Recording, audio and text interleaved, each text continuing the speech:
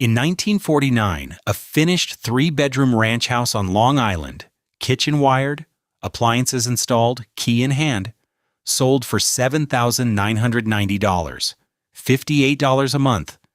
Nothing down for veterans. A washing machine and a television came with it.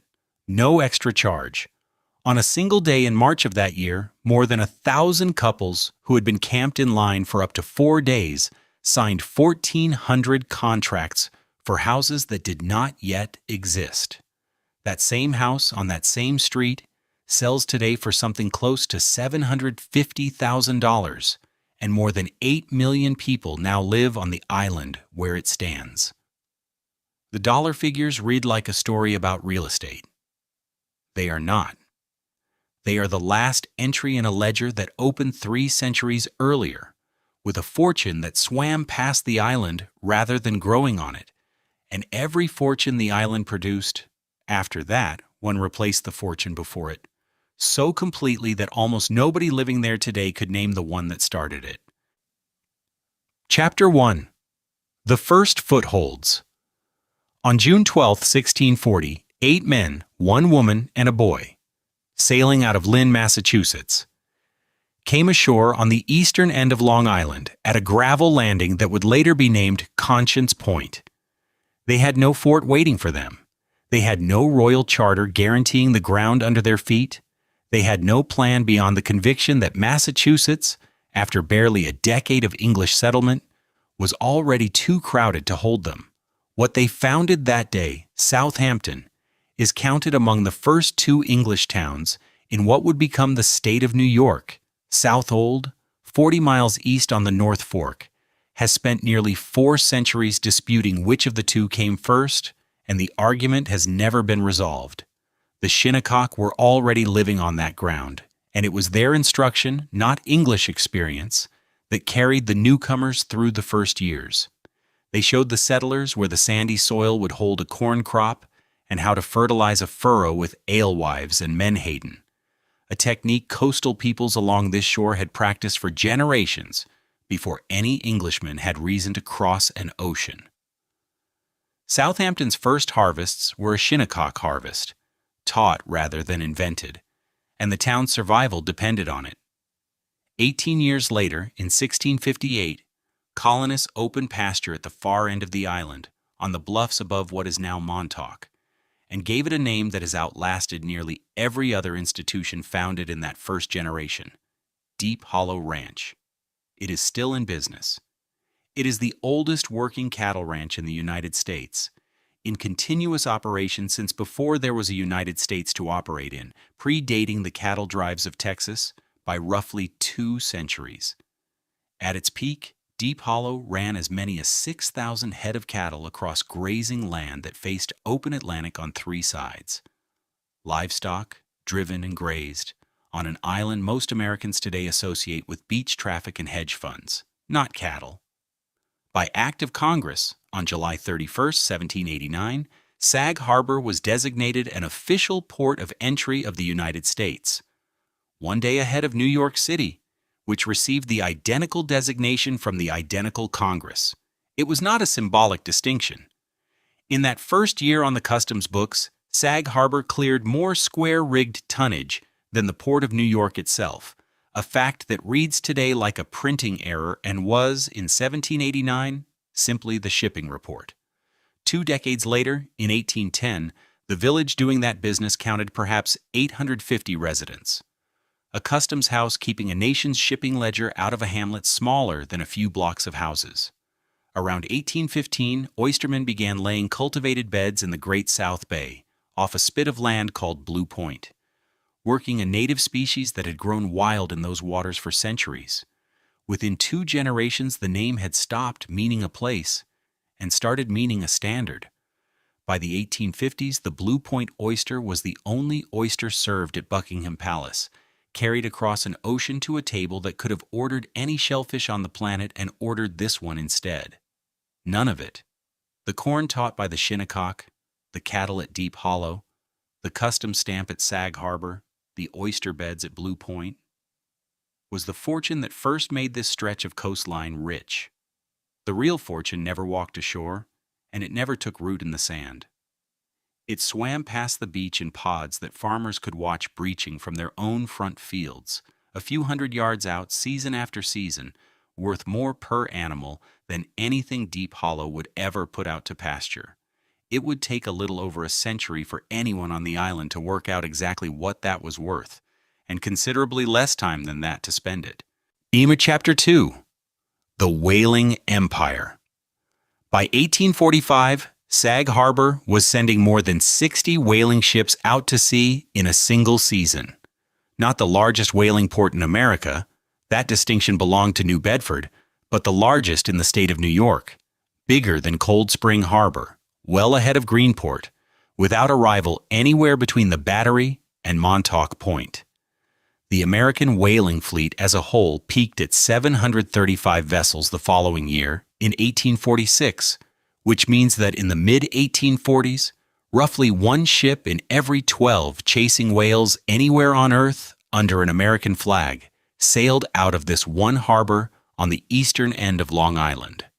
The very next year, in 1847, Sag Harbor delivered a season no merchant there would see repeated: 3,910 barrels of sperm oil, 63,712 barrels of whale oil, 605,340 pounds of whalebone, all of it rendered from animals killed a year or more earlier on the far side of an ocean, all of it arriving at the same modest waterfront within the same 12 months.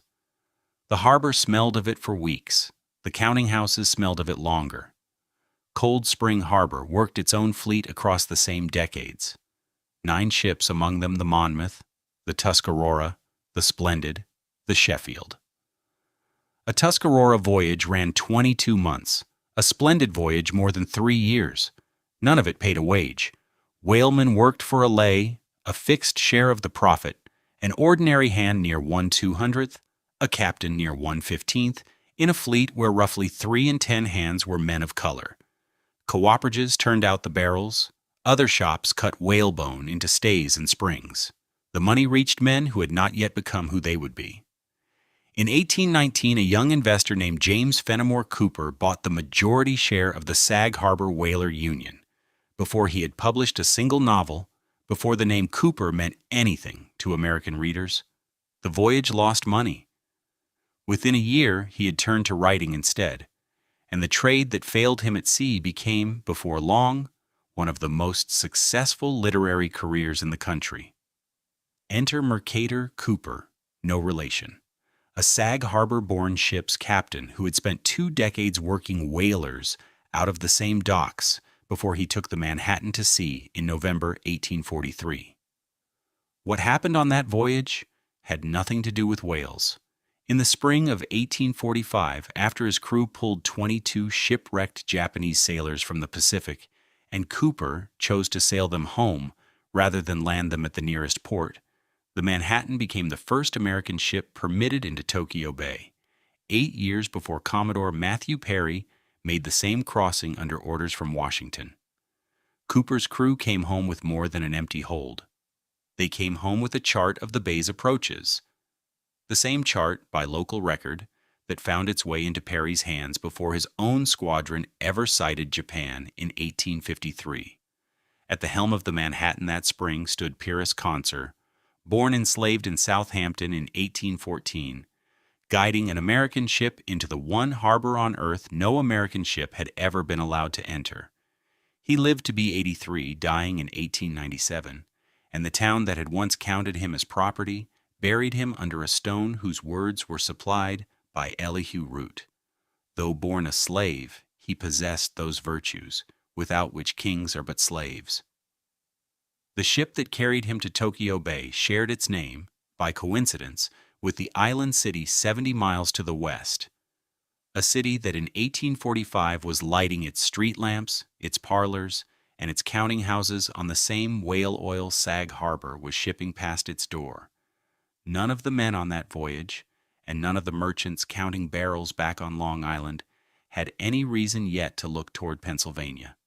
Nothing had been drilled there. Nothing had even been named. But something was already collecting, quietly, in the rock, under a stretch of forest near a town called Titusville. a light that would need no harpoon, no tripod, and no 3 years at sea to produce, and that would make every barrel Sag Harbor had ever counted worthless within a single generation. Chapter 3. The Whale Light Goes Out. In 1846, the American whaling fleet reached its full size, 735 vessels, working every ocean that held a sperm whale worth the chase. 3 years later, in 1849, the fleet did not need a storm or a war to come apart. It needed a river in California, with gold sitting loose in the gravel. Sag Harbor ships docked in San Francisco Bay that year to resupply before the long haul home, and their crews walked off the wharves and did not come back. It was gold that pulled men off the decks before their contracts were finished. A decade later, oil pulled customers out of the whale oil market entirely. Not long after, gas took the last lamps of Sag Harbor itself away from the very product the town had spent 2 centuries selling.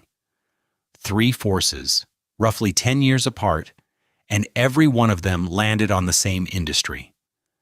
The ships left behind in San Francisco Bay were not lost at sea. They were simply abandoned at anchor, riding empty in the harbor, while the men who had sailed them dug creek beds 20 miles inland. The lay system that had paid them for 2 centuries explains how easily that trade was made. A whaleman sailed for a thin fraction of a voyage's eventual profit, and a man panning gravel answered to no captain's share. Some sat long enough that their hulls rotted where they floated, masts still rigged, holds still fitted for oil nobody was left aboard to render. A whaling voyage ran 3 years and risked a man's life for a payday that gold now offered in a single season, with no ocean crossing required to collect it. 10 years later, in 1859, oil began coming out of the ground at Titusville, Pennsylvania. A fuel that needed no 3-year voyage, no dead animal, no rendering pot to make light. It came out of the ground close to burning already, and it did not care whether the season's catch had been good. The arithmetic that had run Sag Harbor's economy for 2 generations simply stopped holding. The town did not lose a war with petroleum. It lost a comparison. The irony arrived inside the same year. In December of 1859, Sag Harbor became the first village east of Brooklyn to light its own streets with gas. The town that had spent 2 centuries selling the world its light switching off its own supply before most of its neighbors had switched theirs on. The last whaling ship to leave Sag Harbor's dock, the Myra, sailed in 1871, the last. No ship went out after her. The dying was not finished with the industry. On December 30th, 1876, the merchant ship Circassian broke apart 400 yards off the beach at Bridgehampton, the width of a few village blocks from dry land. 28 of the 32 men aboard died in the surf, and among them were all 10 Shinnecock whalemen who had come out to strip her cargo before the hull gave way. Men the salvage company had kept aboard to finish the work rather than put ashore. It was not an unusual crew. For 2 generations, no whaler left Sag Harbor's dock without 1 Shinnecock hand aboard. 9 women in one small community became widows that night. 25 children became orphans. A tribe that had manned Long Island's whaleboats for 2 centuries lost 10 of its working men in a single evening. 3 years after that, in 1879, a developer named Arthur Benson bought roughly 10,000 acres of Montauk for $151,000, land the Montaukett had lived on since before Southampton existed. In 1910, a New York judge ruled the tribe legally extinct. The Montaukett are still fighting, in court and out of it, for the recognition that ruling took from them. By the time that ruling came down, the money that had once moved through Sag Harbor's counting houses had already found somewhere else to go. It was not chasing whales, and it was not settling Montauk. It had crossed to the island's other shore, where the newest fortunes of the Gilded Age were already clearing woodland for houses larger than any building a Sag Harbor whaling merchant had ever put his name on. Chapter 4. The Gold Coast. Between the 1890s and 1930, the new fortunes of American industry built somewhere between 500 and 1,200 mansions along the north shore of Long Island. The range itself is the point. By every account, no one ever finished counting. There were French chateaux built without a French family behind them. There were English manors built without an English line to inherit them. There were Italian villas built without an Italian coastline to explain them. What the North Shore had instead was money moving fast enough to buy any history it wanted, reassembled stone by stone, on land that had been potato fields within living memory. Otto Kahn was a Mannheim-born banker who had risen to a partnership at Kuhn, Loeb and Company. Between 1914 and 1919, he spent $11 million on 127 rooms across 109,000 square feet on 443 acres at Cold Spring Hills, the second largest private house in the country, after only the Biltmore. The land had no hill in the right place, so Kahn's crews spent 2 years building one, moving earth until the house stood exactly where he wanted it. Running the estate took 126 servants and 39 fireplaces, all of it built fireproof, since the first Oheka had already burned to the ground once. Frank Woolworth needed no artificial hill for Winfield Hall in Glen Cove. 56 rooms were enough, set off by a marble staircase that cost $2 million by itself. The dime store king had built the fortune behind it nickel and dime at a time, one counter transaction after another for decades before he ever climbed those particular stairs. None of it matched, in scale, what Theodore Roosevelt had built 3 decades earlier, for considerably less. Sagamore Hill in Oyster Bay ran to 22 rooms and cost $16,975 in 1885, built by a young politician still minding a budget. History repaid the restraint. Between 1902 and 1908, cabinet officers and foreign dignitaries rerouted enough business to Oyster Bay that reporters started calling the house the Summer White House, a modest building doing the diplomatic work of an estate many times its price. On September 6, 1924, Clarence Mackay turned his own estate, Harbor Hill, into the grandest party the North Shore had staged to that date. The Prince of Wales came as guest of honor among 1,200 others, and Mackay's staff had strung thousands of blue electric lamps through the trees and along the drive to manufacture the moonlight. The actual moon was not providing that night. Paul Whiteman's orchestra played until the small hours, for a lawn holding 1,200 of the richest people in America. Near where that party was being planned, F. Scott Fitzgerald was renting a house in Great Neck, where he lived from October 1922 to April 1924, and wrote the opening chapters of a novel in a room above the garage. He put the new money on his own side of the bay and called it West Egg at an address modeled on Kings Point. He put the old money across the water and called it East Egg at an address modeled on Sands Point. The manuscript would be finished elsewhere, but its central geography. New fortune and old fortune, facing each other across a few hundred yards of water, each certain the other had gotten it wrong. Fitzgerald had already found, because he was living inside it. The same money had already found a use for the roads between these houses. On October 8, 1904, the first Vanderbilt Cup ran the country's first major international motor race over 30 miles of Nassau County dirt, and William K. Vanderbilt II liked the result enough to build something permanent for it.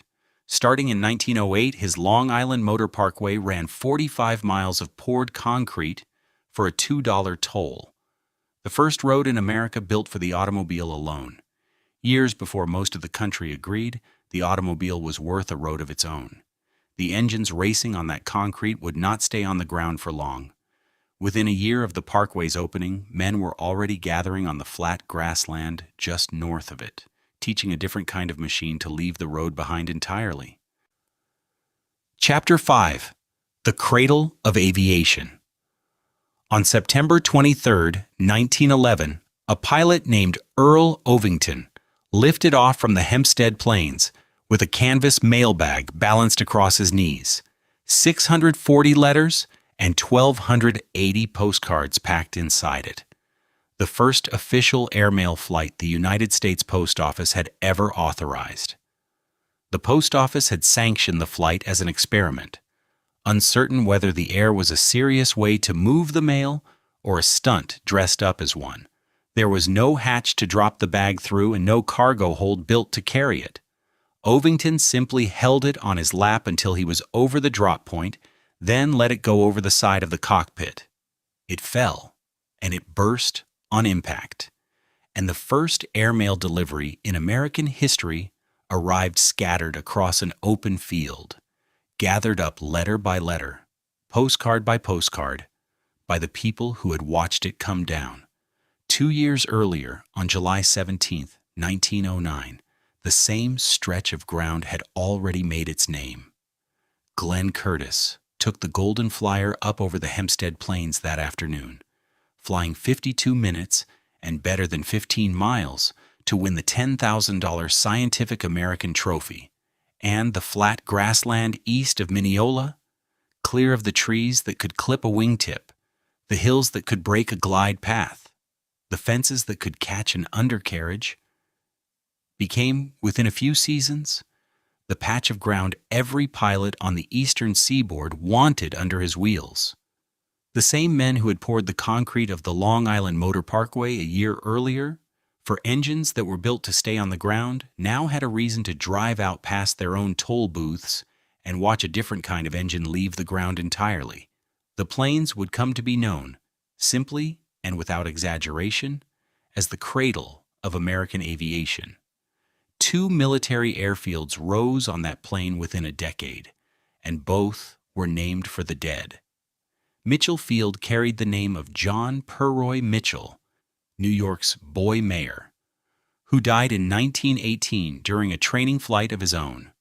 Roosevelt Field carried the name of Quentin Roosevelt, the youngest of Theodore Roosevelt's sons, shot down over France in 1918 while flying for the U.S. Air Service. Quentin had grown up 15 miles west of that runway, in the 22-room house at Sagamore Hill. The house that had once hosted cabinet officers as the summer White House now lent an airfield the name of the son it never got back. In an era when a dead official's name was the highest currency a public work could spend, both fields collected on it early. 9 years after Roosevelt Field opened, at 7:52 in the morning on May 20th, 1927, Charles Lindbergh taxied the Spirit of St. Louis down that runway carrying 450 gallons of fuel, more weight than the plane had ever been asked to lift off that ground before. The wheels barely cleared the grass. Witnesses said the plane missed the telephone wires strung at the runway's end by a matter of feet, close enough that the people watching did not exhale until the wires were behind him. 33 and a half hours and 3,610 miles later, he landed in Paris, and the $25,000 Orteig Prize belonged to him. On June 4, 1927, Clarence Chamberlain flew the monoplane Columbia off the same runway with passenger Charles Levine aboard, landing 42 hours later outside Eisleben, Germany, 295 miles past Lindbergh's distance. Levine now the first passenger in history to cross the Atlantic by air. 3 weeks later, a Fokker tri-motor named America left the same field carrying Richard Byrd as navigator, pilots Bert Acosta and Bernd Balchen, and radio operator George Neuville. Cloud over Paris turned them back toward the coast, and 2 days out they came down in the surf off Vers-sur-Mer, Normandy, 300 yards short of the beach. A flight that missed Paris and still earned Byrd the Legion of Honor. Curtis had learned to fly on those planes. Ovington's mailbag had scattered across that same field. Lindbergh had lifted off from it toward Paris. The plains were not going to stay plains much longer. The next man to redraw Long Island would not come from the sky. He would come with a state budget, a fleet of dredges, and no interest whatsoever in flight. Already looking south, at a stretch of marsh and barrier sand nobody had yet thought worth moving. Chapter 6. The Master Builder. Robert Moses had never won an election in his life, and in 44 years of public power, from 1924 to 1968, he never would. He built his authority instead from a stack of appointed titles that no voter had approved and no governor cared to revoke. President of the Long Island State Park Commission, Chairman of the New York State Council of Parks, briefly Secretary of State, later Parks Commissioner of New York City, and Chairman of the Triborough Bridge and Tunnel Authority besides. At his peak, he held as many as 12 of these titles simultaneously. He took the first of them, the Park Commission Chair, in 1924. Within a year, he was building a road south toward ground that had belonged until then mostly to mosquitoes. The road was the Southern State Parkway, under construction since 1925. Its first stretch opened in 1927. It fed directly into a 17-mile causeway across Open Bay, built to reach a barrier island that was, at the time, barely above the tide. When funding for the causeway ran out in the winter of 1926 and 1927, Moses borrowed $20,000 from his own mother rather than let the crews stand idle. Between 1927 and 1929, dredges pumped 40 million cubic yards of sand out of the bay floor and onto that shoreline, raising it roughly 14 feet above the surf. Pumped sand does not hold itself in place. Through the summer of 1928, thousands of laborers planted beach grass by hand across the new dunes, anchoring sand that 2 years of dredging had only just delivered. Nobody recorded how many men did the planting, or what it cost, only that the work ran an entire season, route by route, ahead of the storms that would test whether it had held. Above the bathhouses rose a water tower 188 feet tall, built in 1930 and modeled on the Campanile, beside St. Mark's in Venice. Not an ornament, but the plant supplying every fountain, restroom, and pool in the park. On August 4, 1929, Jones Beach opened in a sandstorm strong enough to scatter the folding chairs set out for the speeches. Governor Franklin Roosevelt spoke, and beside him stood his predecessor, Alfred E. Smith and Moses, a man who had never stood for any office the crowd in front of him could have voted on. 25,000 people came through the gates that first day, regardless of the weather.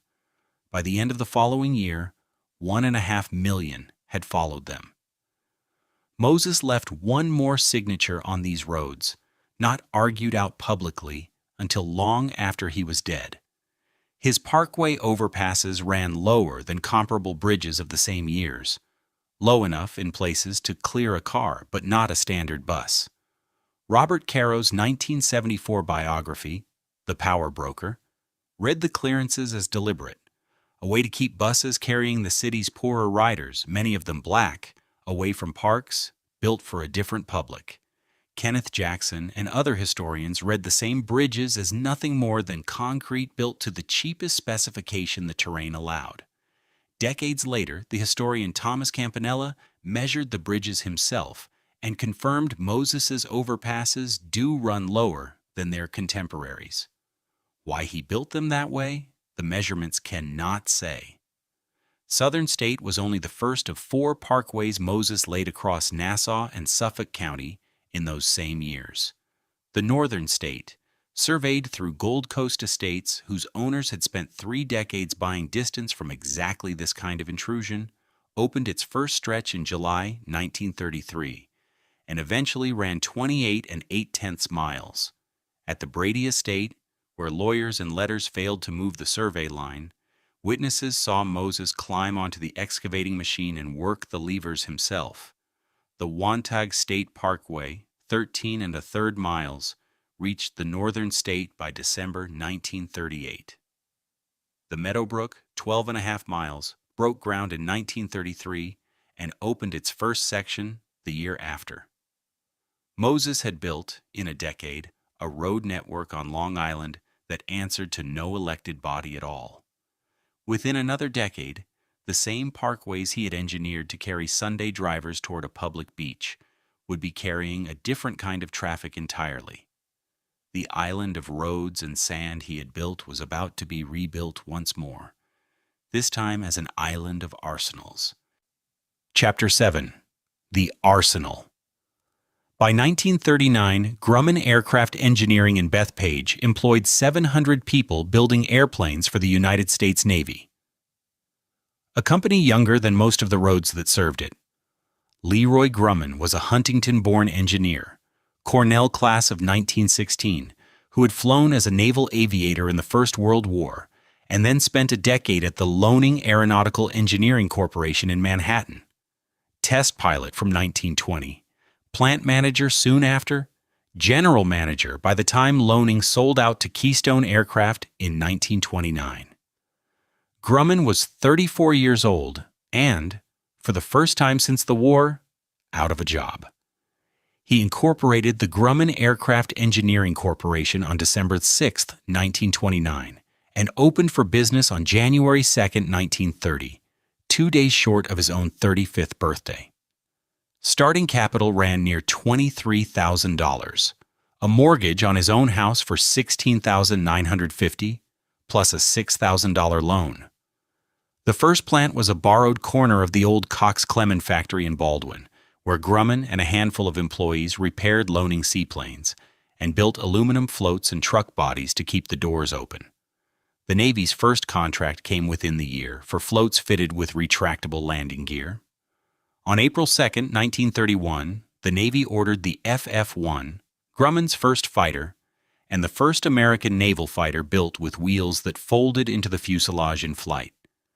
The company outgrew Baldwin, then Valley Stream, then a rented hangar in Farmingdale, before settling in 1936 on Bethpage farmland bought from the Looney, Moesch, Nader, and Kutzer's families.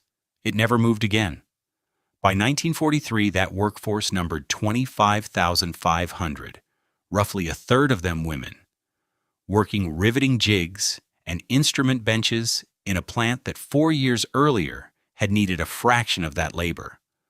Grumman built 1,988 F-4F Wildcat fighters between 1937 and 1943, and when the Navy needed more than Bethpage alone could turn out, Eastern Aircraft, a General Motors division running converted automobile plants, built another 5,837, a combined run near 7,900 aircraft.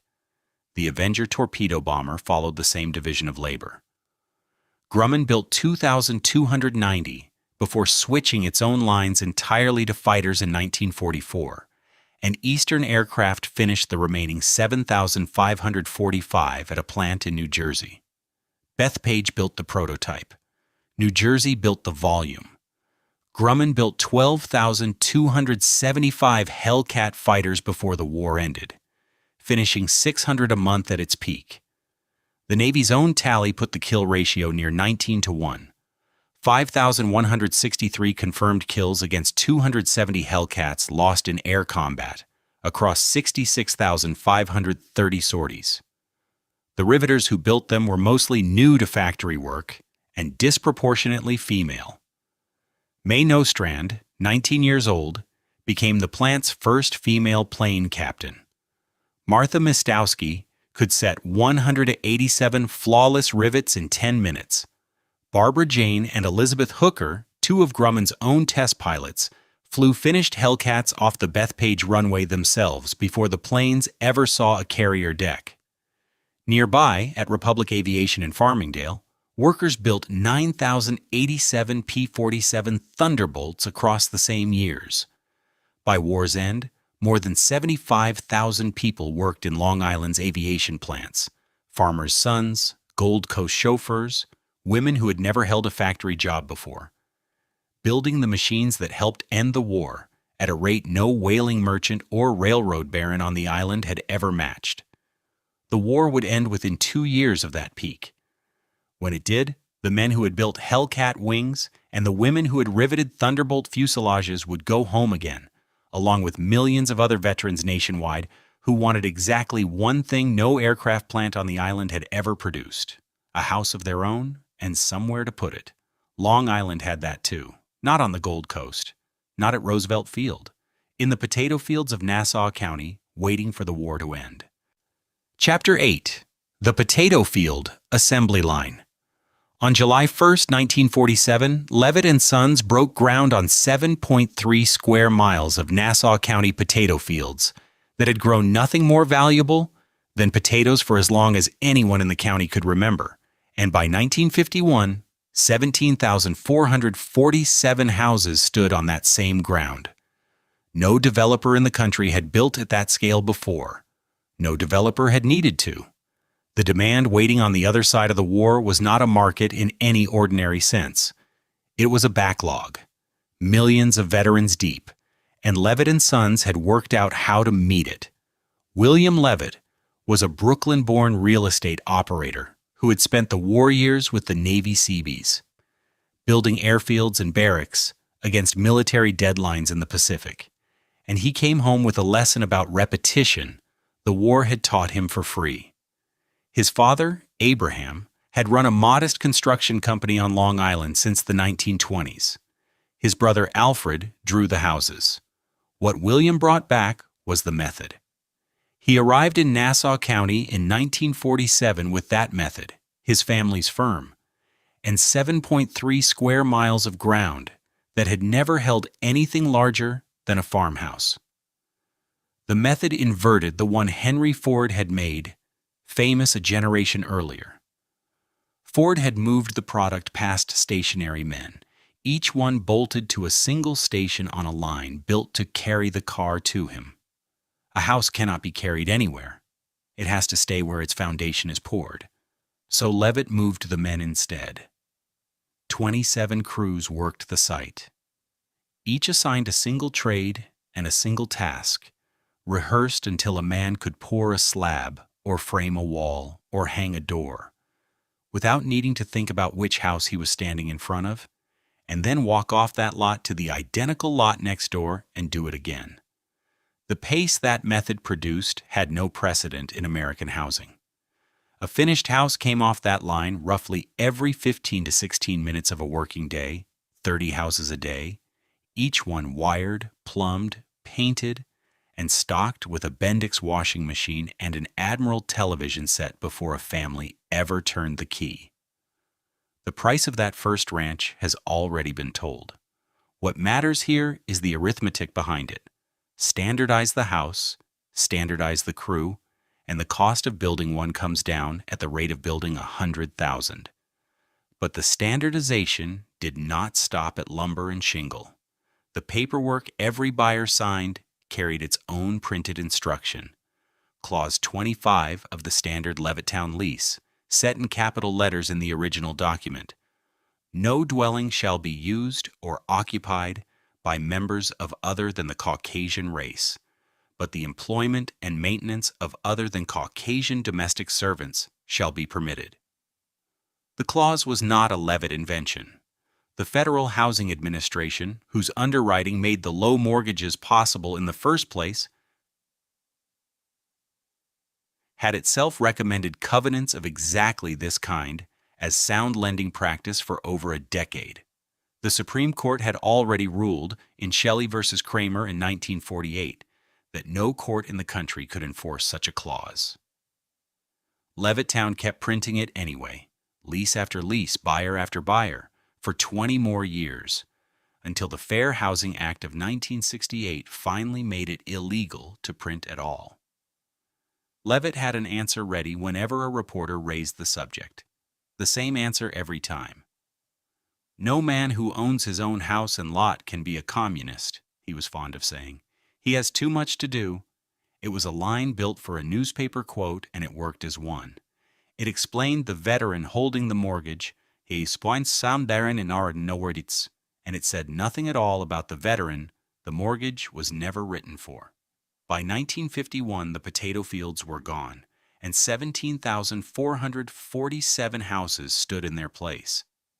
3 other Long Island fortunes, the whale oil, the North Shore marble, the aircraft hangars over Bethpage, were still standing somewhere behind them, in whatever form 30 years or 100 had left them, waiting to be counted. Chapter 9. The Moon Business. The aircraft hangars over Bethpage did not stay quiet for long. The same floor that had turned out Hellcat fighters 2 decades earlier was still running in the early 1960s, only the drawings on the tables had changed shape entirely. On November 7, 1962, NASA awarded Grumman Aircraft Engineering Corporation a contract worth $387.9 million to design and build the vehicle that would carry American astronauts down to the moon and back. 13 lunar modules would leave that plant over the following decade, every one of them built by hand. Nothing about a lunar module could be built the way a Hellcat had been built. The program alone employed roughly 3,000 engineers and another 7,000 technicians, machinists, and inspectors. 9 or 10,000 people, depending on which department did the counting. Assembly happened inside a clean room, white coats, caps, and gloves changed by the hour, because a single stray thread or a drop tool could compromise a spacecraft with no way to fix it once it launched. Production once stopped for nearly a week over a single piece of chewing gum found on the clean room floor. And 60-hour weeks were the ordinary schedule on the line, not the exception. Every module was tested before anyone trusted it with a crew.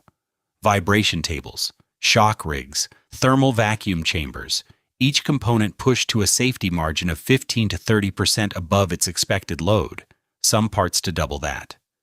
In September 1967, Grumman sent a full test article, built to the same specification as the third flight module, to NASA's Manned Spacecraft Center in Houston, where it spent 4 sessions inside a chamber, simulating an altitude of roughly 150 miles and temperatures down to 300 degrees below zero.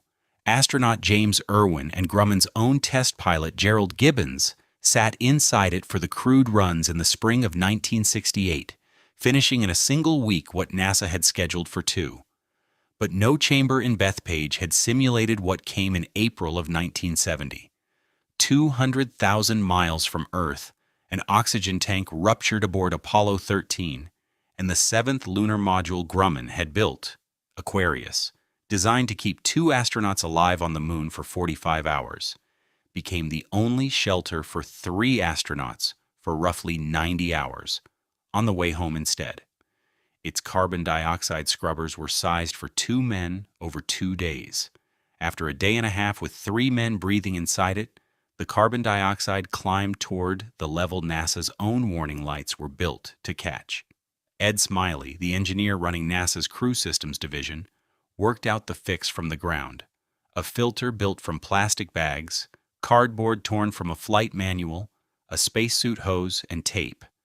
Tested on Earth, before it was ever described to the crew and assembled by the astronauts in about an hour, power came from 4 silver zinc batteries in the descent stage, and the crew shut down every system not required to stay alive, cutting consumption to roughly a fifth of normal and leaving only a sliver of charge by splashdown.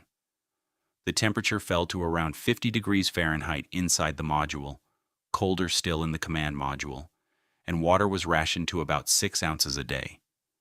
Jim Lovell came home 14 pounds lighter. The crew lost 31.5 pounds among them, and Fred Hayes developed a urinary tract infection from the dehydration. Aquarius itself never came home. Mission rules called for jettisoning the lunar module before the command module's re-entry, and the machine that had kept 3 astronauts alive broke apart in the atmosphere and fell into the ocean. Other Grumman-built modules survived intact, parked in museums or never flown at all. The 13th and last lunar module came off the same clean room floor a few years later, finished on schedule, for a mission NASA had already canceled. It never carried anyone anywhere, and it sits in a museum on Long Island today. The contract that had run Bethpage's biggest line for a decade was ending, with nothing yet lined up to replace it. Chapter 10. The Inventory of What Remains. The plant did not last much longer than the men it saved. Grumman kept building after the moon. The F-14 Tomcat, the E-2 Hawkeye, the A-6 Intruder, the EA-6B Prowler. And for a while the company grew instead of shrinking. Employment on Long Island climbed through the 1970s and peaked in 1986 at 23,000 workers, the most the Bethpage plant would ever carry at once. For a decade, that looked like proof the company could survive without the moon. Then the Cold War that had justified all of it simply ended. The Navy canceled NATF, its planned F-14 replacement, in 1991, the same year the A-12 Avenger, meant to replace the A-6 Intruder, collapsed $2.3 billion over budget, and Grumman's proposed Super Tomcat 21 lost the decade's last fighter contract to the F/A-18E/F Super Hornet. Company-wide, employment fell from 33,700 workers in 1987 to 17,900 by January of 1994. And that year, Northrop bought Grumman outright for $2.1 billion, closing the Long Island lines within 2 years and moving what survived to Florida and Louisiana. Down the road in Farmingdale, Republic Aviation, the wartime Thunderbolt builder, had closed in 1987, taking roughly 3,500 jobs with it. Nobody has added up the aerospace jobs Long Island lost across both plants. What Grumman left underground took longer to close than the company itself. A plume of industrial solvent beneath Bethpage, Basi Kavlavus, 4.3 miles by 2.1, moving through the aquifer that once supplied its own workforce with drinking water at a cleanup cost of $406 million over 30 years. By 2026, 97% of the plume was reported under control, though barely 20% of the contamination had actually been removed. A new $46 million plant, drawing 3 million gallons a day through 6 wells, was set to reach full capacity that summer. That spring, contractors drilling beneath the ball fields of Bethpage Community Park, closed since 2002, struck 22 buried drums of industrial waste. The mansions fared little better. Of the 500 to 1,200 houses that rose along the North Shore between the 1890s and 1930, barely a third are still standing. Oheka Castle, Otto Kahn's 127-room house on its own artificial hill, is a hotel now. Its fireproof fireplaces heating wedding receptions instead of house parties for 126 servants. The Vanderbilt estate at Centerport is a museum. The rest came down under the wrecking ball, cleared for the same subdivisions that had already absorbed the potato fields to the south. Sag Harbor, the port that once cleared more tonnage than New York City and then went dark rather than admit whale oil was finished, lists its median home today near $2.8 million. The old Bulova watch case factory is condominiums now, selling for as much as $7 million apiece. Nassau County counted 406,748 residents in 1940, and by 1960 it held 1,300,171, the fastest growing county in the country, and Levittown picked up a name it never quite earned. America's first suburb, when what it was first at was scale, not invention. The barons came back, not the same men but the same order of money, buying back the shoreline the whaling merchants once owned outright. A house from the $7,000 Rouse now costs $750,000. 6 of their descent stages are still standing on the moon today. 6 of them will still be standing when the next visitor arrives, whenever that turns out to be. 6 of them carry a small manufacturer's plate riveted near the ladder. Grumman Aircraft Engineering Corporation, Bethpage, New York. 6 machines built by hands in Bethpage, New York are standing on the moon tonight, exactly where their pilots stepped off them decades ago.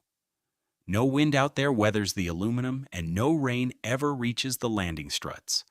2 weeks of unfiltered sunlight give way to 2 weeks of absolute dark, over and over, with nothing between to soften either one. The plates riveted near each ladder still name Bethpage, New York, bolted to a hillside with no zip code and no distance left to cross.